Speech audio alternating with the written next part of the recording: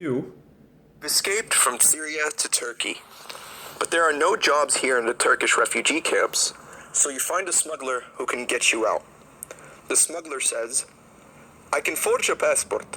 The cheapest is Spanish for $1,450, and the most expensive is a French or US passport for $3,000.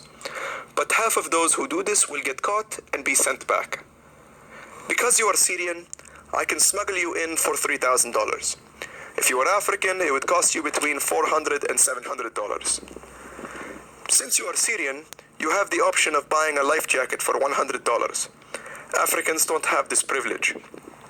Keep in mind, you will need an average of $6,000 once you get to Europe in order to travel to a safe country.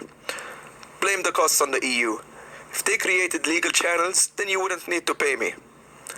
Thank you for your payment of $3,000. Please proceed to the boat. You're seated on a boat with 150 other people, but it's only meant to hold 35. Pregnant women, crying children, and seasick men are all over it. Most of them don't know how to swim, but thank God you do. The waves are high, and the smuggler is afraid it will capsize. You are told to throw the one backpack you had with you. You try to hide it, but the smuggler threatens to throw you out too.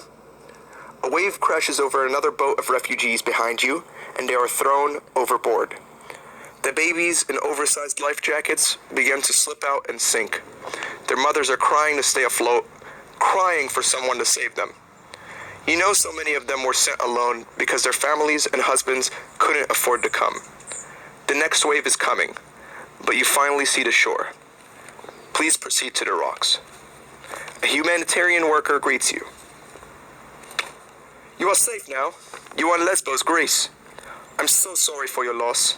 Did you know anyone on the other boat?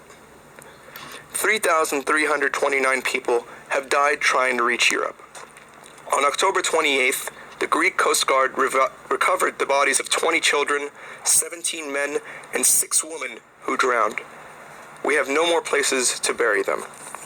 Proceed to the maps. Now you have had one warm meal and slept on the cold floor. It is time for you to walk 40 miles to the main port called Mytilene. That is the one place where Greek authorities will grant you the permits to allow you to leave by ferry to Athens and continue your journey through the Balkans towards Western Europe. I know that it is raining and cold, but you must walk because there are almost no buses along the route, and because taxi drivers and local drivers have been told that if they pick up the refugees, they could be charged with aiding and abetting people trafficking. I know you want to go to Germany because they are welcoming, but there are many roadblocks and no safe passage. Hungary will force you to register in their country and be fingerprinted, where they will put you in camps. Hungary has built a border fence between it and Serbia on September the 14th. If you are caught, you will be punished with up to 3 years in prison. So if you see an opening in the fence, pass through it as quickly as you can. Please proceed to the table. Welcome to Germany. You made it. You can now apply for asylum. But it's been 3 years.